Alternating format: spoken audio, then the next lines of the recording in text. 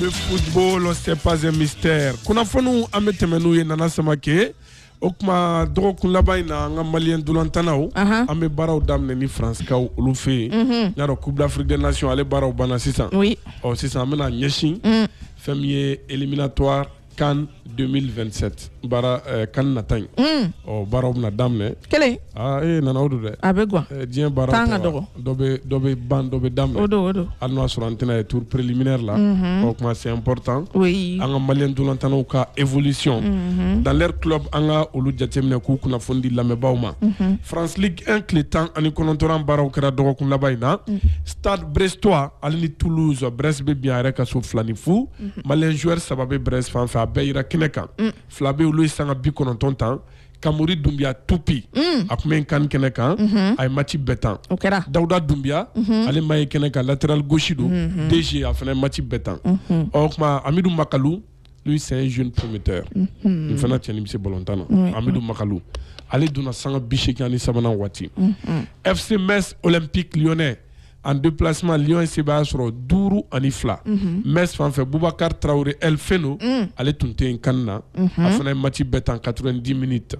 Paris FC, Amari Traoré Chouchou, l'ex-capitaine des Aigles. Oui. Uni Paris, uni Angers Koumenyona, Abana Flanibina Fou, Anifou, Amari a match betan 90. Olympique de Marseille contre Racing Club de Lens, ni Lens Koumenyamae, Okma Lube Biuka Nyamae Obabla. Yeah. Kadaka Marseille bu seba soro kan saban ani kele Mamadou Sangare gaucher akume kan keneka anga chegelen do kundo ay sanga bi kono tontan amada mo kwa chelu kele ale kon sin yira wala kadaka ya passe décisif ke sanga bi shekani duruna wati le Havre Monaco okuma Monaco ni le Havre be ban flani bina funi fu Fodé Doucouré le Havre fanfa akume bandi touche sans ma jouer Femier Auxerre alini Paris Saint-Germain en déplacement Paris be seba sur kele ani fo Auxerre kan o ke sababu Paris be tetim ne lance la kadaka lance bina Marseille fait la Sins na Auxerre fan fait ni ba don anga daga mana la si mafia 90 minutes Mali bio bido match kan no yera be ngola nganga la Sin awo ay wa ni Famille Ligue 1 Clétan ani kolontona min baraw kera dogokun labayna nana samake nambara ma kuna Italie kan seku ka fokolo ka Serie A o klem ko ani Fernand Dolantan kera dogokun labayna Lecce ale ni Lazio de Rome me nyona donc o Dolantan ban fu ani fu Lecce fan fait Lassana Koulibaly ale sanga bi kononton o soro katan Femi Sassuolo ale ni Safurley Cremonese olu kuma nyona Sassuolo donc ale seba soro kele ani fu Woya Koulibaly ale kuma bane touchila Woya ni Lassana olu bek me kan keneka ameta Portugal 19e journée Primeira Liga Sporting Braga siku nyakate ntoma olu ni Alver Kaube seba soro duru ni fu nga nyakate maye keneka blessé depuis kan keneka ale betan siku nyakate kan yera la ma balontan Aruka Amadou Dante le jeune latéral gauche Dante uni Sporting me nyokona ubina flan ani kele Dante sanga mukon labanta duna sanga biolum flana wati Albi Portugal 2e division 19e journée Torrens Zoé Lucien Peradica l'ancien joueur formé à l'AS Real Zoé Lucien ou be seba sur Farense kan flani kele okma chelu flala Zoé ale rabi 2e bid au 54e minute tani mse bolontana mais afana tununa no Zoé Lucien Peradica tununa ngara darula no Zoé mse bolontana okma ni Portugal ale 19e journée kuna fonouye nambara ma kuna Angleterre kan England do championnat Premier League ale klemuka ani sabana o Dolantan na seku donc amay ka fa Burnley ali ni Tottenham olu kun karle me nyogona ube kurukla uni nyogonche fla ani fla Tottenham fa fait ça Yves Bissouma ali sanga bi wolon vla ani checking o soro kata kanu fusara ma a fusara ma seku ay sen soro ko la inin ku yeni o sabatira nantora Angleterre ou ka deuxième journée Dolantan na sa Clémouran ani kononton au lieu journée de temps donc Blackburn ali ni Watford me nyogona kele ani kele donc amay ka fa Mahamadou Doumbia donc ale kumbe o Dolantan fa na segu ay match betan Doumbia gani bi kononton a o soro kata nana Mamadou Doumbia fana kumbe kan keneka mais seconde kele amadama amayere segu nana pourtant c'est un jeune très talentueux Équipe nationale Bolontan a donné drone kala 5 matchs 2 buts marqués. Oui. Nana nimse Bolontan là. Ah, c'est où? Mamadou Doumia ku fly. Maou ye kelende. Ah wo. O ye mimbe Arabie Saoudite. Oui. Nga flana ni ma ye kanna. Ah. Nana ni garsige dot dirama. Akumese ka fin ira maliona. Ambe petini donc kojugu. Mamadou Doumbia. Bon, comme kan wéré baro be ka fin là là. Titulaire 100%. Angleterre championship là. En tout cas. Non, ça c'est pas n'importe qui. En tout cas. Les statistiques parlent. Angleterre championnet. Nambora non. Ameto kunafonu keneka ameta Turquie. Super League 19e journée. Fenerbahçe Nene Bitra Dorgeles. Nene. Oh. Iga nene ni. Aïwa donc uni Gotsepe we flani binke kele ani kele nene sanga bidru ani wolonvla tan korata borata ko flana kono wa nyana ka bo u ka chelu kele aya do sanga tan ani wolonvla na nene Dorgeles. Antalya Sport contre Gensler Birch Sekou Koita Jodama Sekou Noume Binflan ani kele l'enfant de Kita kera titulaire ay match bet en 90 ou bina flani kele nga kwa chelu kele ale ya do sanga tan ani sabana wati omo Sekou Koita. Rise Sport contre Alanya Sport okma flani bin kele ani kele. Rise Sport fait Modibo Sagna défenseur central sanga bi kononto ya sokatan comme d'habitude on a kan keneka ale tunte.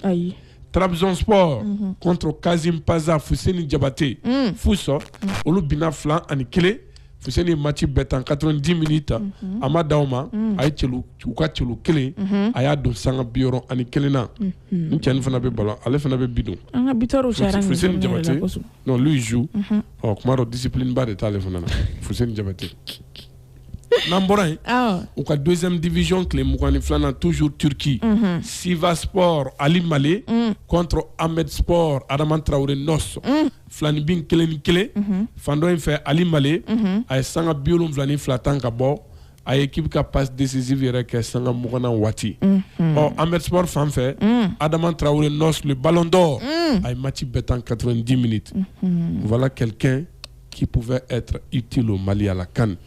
Adama Traoré Nos, toujours écarté depuis Mali, Côte d'Ivoire à Boaké.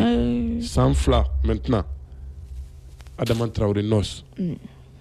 Non. Quand on a la sélection, il a sa place. En tout cas, ni tant de jeux babolo. C'est un bon distributeur. Matisoko Soso.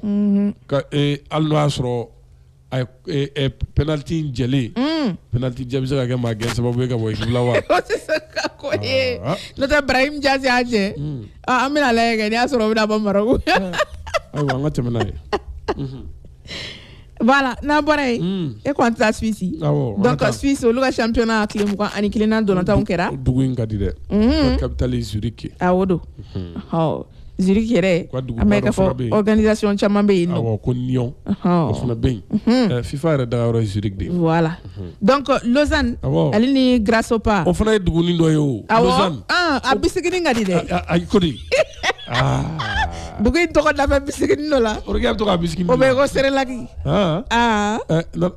regarde la commencement e ko ka amandi de c'est beau fo sere lagi nege gwanana mi to ka Lausanne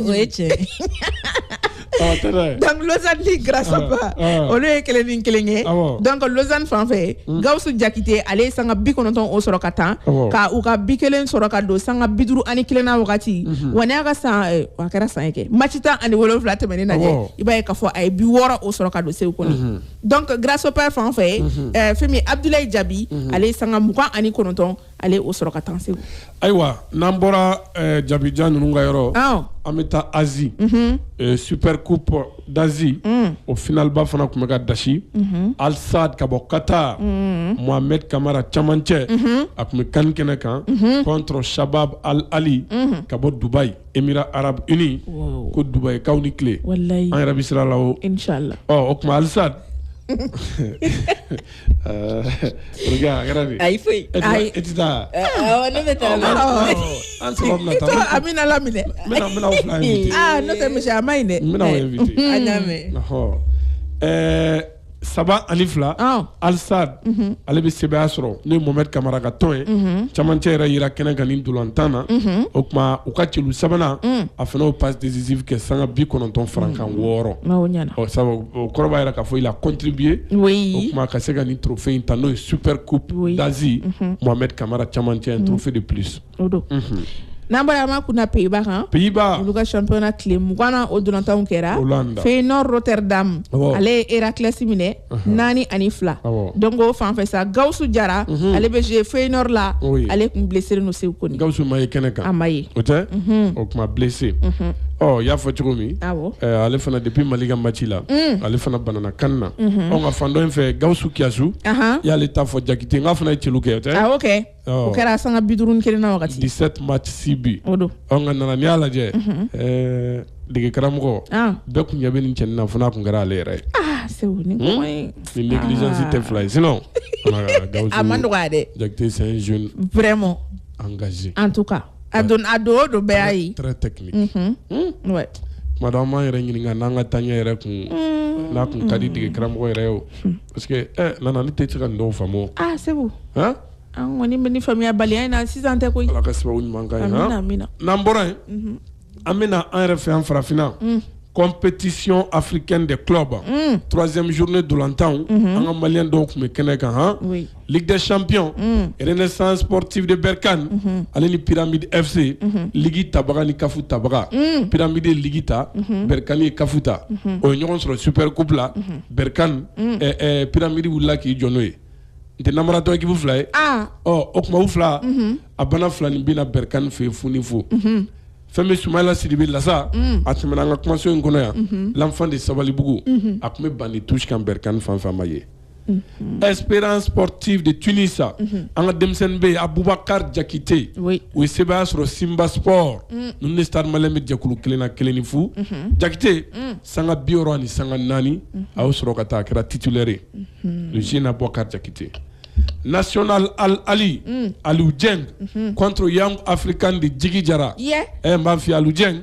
u ye Djigui Diarra ɲɛ kɛ Jawara ɲɛ fila ani fu kana ni wɔyɔ Aliou Dieng an kun t'an togo la Aliou Dieng ye match bɛɛ tan 90 Djigui Diarra fana tun bɛ gol la koyi nka a ye celu fila an kisi don bɛɛ tɛ gɛlɛnni sɔrɔ a ka woda la n'o tɛ k'anw jigitɔ jɔda la nka kilisi ka di nana i damu o tuma fɛn min ye tile sabanan Coupe de la Confédération Nairobi United ale ni Azam FC nin fana ye ka bɔ Tanzanie Azam na maliyɛn fila bɛ yen olu ye sɛbɛya sɔrɔ 2-1 Yɔrɔ Mamadu Jabi hakili b'a la yan yelen na wa défenseur kolomamisɛnnin a tun bɛ kɛnɛ kan sanga 73 a y'o tan wa a ma da o ma koyi o tuma u ka celu fila a yɛrɛ fana passe décisive 1 kɛ o tuma Cheikhna Jakite Azam na hali bi ale fana yera kɛnɛ kan sanga 46 ale y'o tan ka bɔ AS Otoho Bako Sek ale dege karamɔgɔ ye avec la colonie malienne nana maliyɛn ka ca nin tɔn in na dɛ kana ni wɔyɔ c'est l'équipe africaine c'est-à-dire maliyɛn ka ca yɔrɔ min nin bɛɛ ye compétition africaine na